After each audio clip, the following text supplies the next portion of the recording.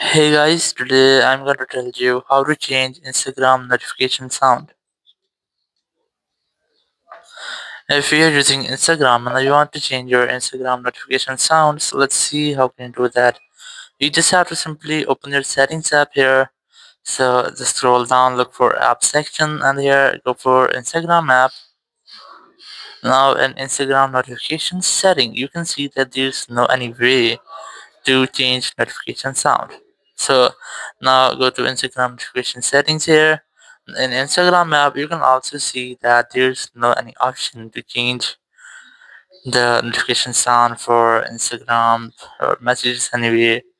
So now if you want to change Instagram notification sound in your iPhone or any iPad, so you have a single way. You just have to open your settings here and then go for sounds and haptics.